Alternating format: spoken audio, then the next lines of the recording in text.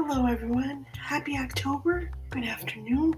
This is Jessica Niziolek, the host and producer of the podcast, The Many Faces of the Abled, an extension of our blog, The Abler, at https://seetheabled.blogspot.com. Today's show is going to be on the topic of Cerebral Palsy Awareness Day, which happens on October 6th, 2020. Every October 6th, we celebrate that day and help us to bring awareness to the most common childhood disability known today. For those that don't know or just tuned into the show, I myself have cerebral palsy. There are several different types: mild, mixed, hemiplegia, which is the type I have, which means it affects my left side of the body. And it goes from mild to severe, meaning that people with this disability need constant care 24/7. Maybe they need a speech device to help them speak and communicate. This, however, does not mean that a person with this disability or any other disability cannot live a fulfilled and productive life. Cerebral palsy affects about 17 to 18 million children around the world. It usually occurs because of brain bleed or lack of oxygen that occurs to the brain either during birth or shortly thereafter. For me, it was after birth. I missed the grace period by only so much. I weighed 1 pound 6 ounces, and after my first surgery related to CP and the health conditions I had with that, I weighed 1 pound 9 ounces. I had several different health complications, including dying on the table 3 times and being brought back.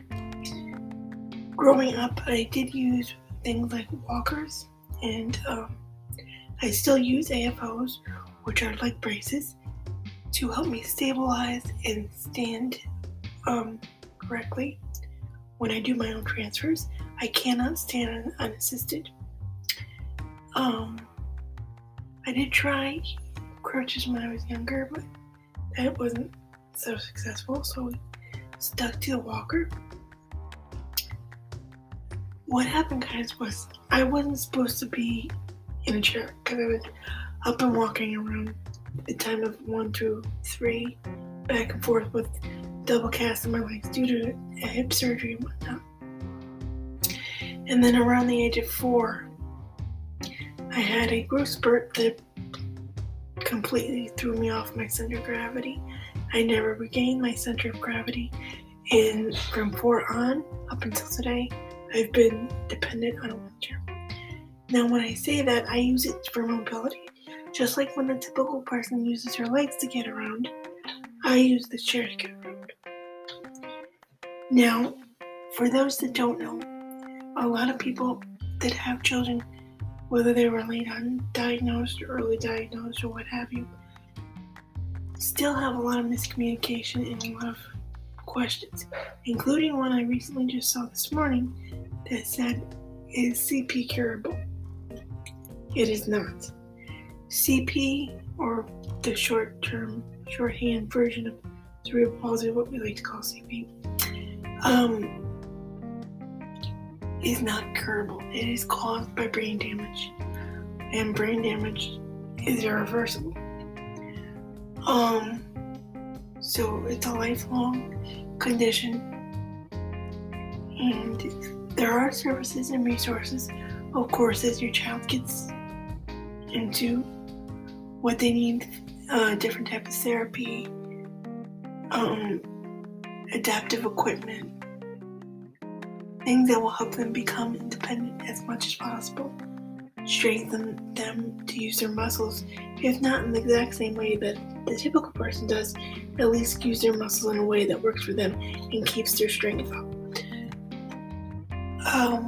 About 80% of children with this disability later on grow into adults, because every person with this disability will grow into adults, does have issues with chronic pain. I am one of them. I also have heard stories where people with CP deal with depression and anxiety. I am, however, very fortunate to say I don't deal with that on top of my CP. I do deal with the chronic pain. But that is that. I also have heard that people find success in Botox injections. That was presented to me when I was younger, or like maybe not younger, but maybe towards my senior year, leaving high school, that option, because I was growing out of the medical services I needed with the children's hospital I used to go to. Brought that up to me, and something happened. Somebody brought that up to me about Botox, and I looked it up, but for me, it wasn't personal. It was a personal choice. I didn't feel that it was the right choice for me. One, I'm deathly afraid of needles, and two, I just didn't think it was wise for me to do. Because with Botox, I did read at the time that you could lose muscle tone. I didn't want to risk that. So for me, Botox is not an option. I have heard that people do Botox for their children and it is successful. That's great. There is also aqua therapy, extensive OT, PT, speech therapy if needed. There's all the different services, guys, that unfortunately as your child grows older, they will opt out of because these services are no longer provided typically by their school or by the state because they can only take you so far. So as we get into adult age, into that point where if we can live on our own, the services do get thin. It all really depends on the state you live in and what those requirements are for services. Unfortunately, from my research on covering this topic within the blog, and my personal experience as well, those services become very slim. And they have requirements on those services. So let's say, for instance, I've had experience working with the state, and they said that they would pay for my schooling if it fit with my job career. And anything else they would pay for. So that meant adapting my then van, which they did, and it was beautiful. However, it was extremely old, and it probably would have lasted a lot longer if we hadn't done the adaptation, because now we're without a van. And they also don't mention that once they place you in certain services as an adult, for instance, a job, employment area, they don't follow through after about a certain amount of time, maybe a couple months. You'll follow every 2 weeks, depending on what agency you work with. After that follow-up a couple of times in the process in the beginning, they don't follow up after a year, 4 years. You don't hear from them. Instead, they close your case and say they did their work. I think these services have good interest at heart, our interest at heart. However, their model, I believe, is outdated. Because what I've seen and experienced with services now versus as when I was growing up in the special education school system, they're not as hands-on, and they're definitely not as, you can't grow with them. It's a gap stop mentality. So they take you this far. If you get that far, they stop. And what people don't seem to understand is, as an adult, this condition does not go away, and our brain stops developing at 25. That's correct.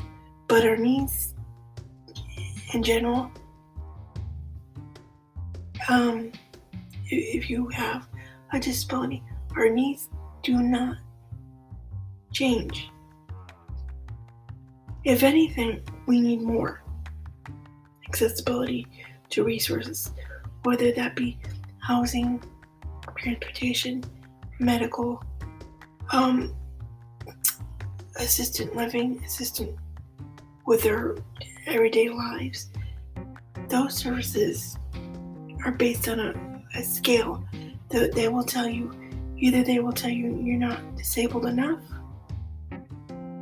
or you have too much, meaning in essence, or you're too physically independent by their standards.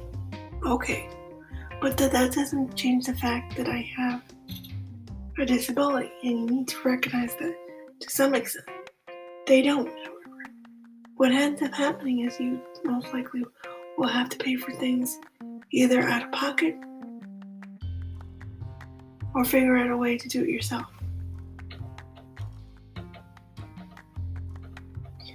And what irritates me a little bit, guys, to be quite honest with you, is that while these services exist and they're great, they have restraints, they have requirements. So if we don't fit in one category, they automatically assume we won't fit in others. There will be categories of needs that we won't fit in, that's true, but you can't lump us in the same category and assume that everybody acts on the same level as you do. Not every disability that everyone has reacts the same way that anybody reacts the same way to everybody else. For instance, a person that may have CP may need to rely on crutches, or a person that has CP may not need any assistance, but occasionally when they get tired, they start to limp. Or say, for a visually impaired person, they may need special equipment to read off a computer screen or a book, whereas another person with an impairment just may need thicker glasses, or maybe they don't need anything at all. Maybe they prefer to listen to what the audio instead of look at what there's. What I'm trying to get at, guys, is we need to educate. And we need to be, not only that, we need to be invited to educate. If we're not invited to the table, because not enough people understand that having a disability as a child versus having that disability as an adult is a totally different experience, then, you can't work under the same assumptions anymore. Because all the information you had then may still work to a point, but at some point that child's going to grow up to be an adult, and those needs of that child or children are going to change, and you're going to need to teach them how to navigate past college years, past living on their own, because as they get older, it's definitely going to be more challenging, because they'll be relying on whatever the state regulations are for themselves more then than they do now. I guess what I'm trying to say, guys, if you don't know anything about this condition that so many of us live with, please don't hesitate to reach out and ask me questions. I am generally here to not only listen to you, but ask whatever information or question you have. If you would like to send me, have me send you some resources where your state is on how you can learn more about this disability, or volunteer, or donate something, please don't hesitate to reach out either way and let me know. Tomorrow is World Cerebral Palsy Day, and you may or may not know this, but green stands for neurological and issues and whatnot. And because CP occurs because of lack of lack of oxygen, that's why green is prevalent for us. So, tomorrow I will be putting up a special Instagram video on our Instagram Reels because I want to try out that new feature anyway on our Instagram page. You can follow us on Instagram at the Abler blog. We're on Twitter at J for the Abler blog 1, the number 4, and the number 1 in that handle. We're also we have a Facebook group, a public Facebook group called the official Facebook group of the Abler blog. Search us, send a request. Please answer the prompt questions in full before you do. That is my way of protecting everybody in that group because there is a very real likelihood that we may have people under the age of 18 within that group. So please answer the prompt questions within full. I will check out your profile, so if it is something, spammy, I won't accept it. But please, come on in, enjoy the conversation. Know that we do not talk about religious or political topics straightforward. Those are the only 2 topics the Abler does not cover on any of its social media channels, including this podcast. And if you guys want to do a show or co-host a show with me on this topic on a later date, reach out to me. Let me know. On our blog at https://seetheable.blogspot.com, there is a contact form. Just verify in the form what you would like to discuss. We also have paid services. We also have a list of new ideas we would like to implement in 2021.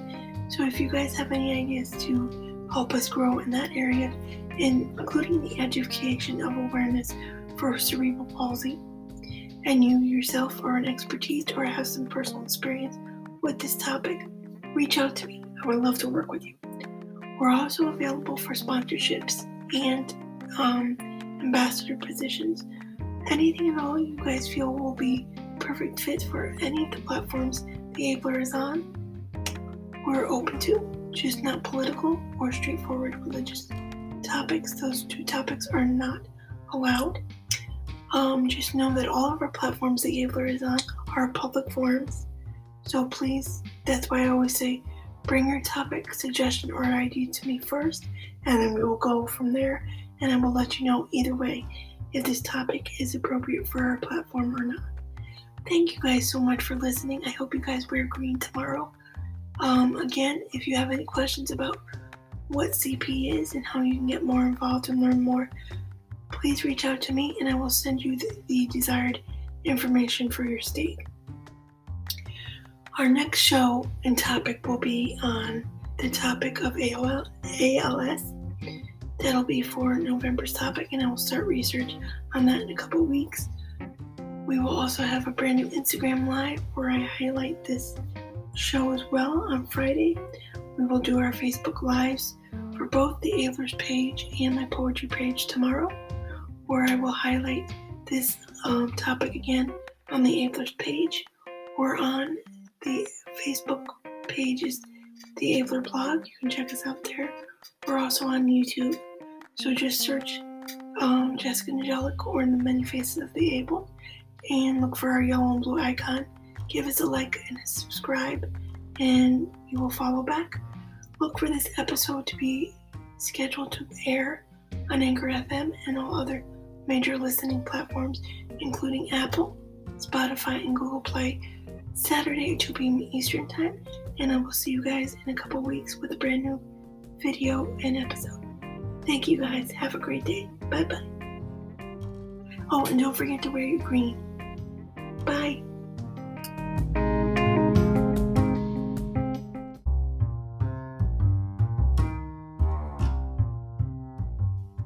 Hi guys, I forgot one more thing. If you would like to learn more about World Cerebral Palsy Day, you can visit worldcerebralpalsyday.org on their website and find out how they got started and how you can participate within your country, city, or state. This is not a sponsored episode as well. This is just my personal opinion and experience with cerebral palsy, so it is not a sponsored episode. Thank you guys, and I will see you guys in a couple of weeks with a brand new show. Bye-bye.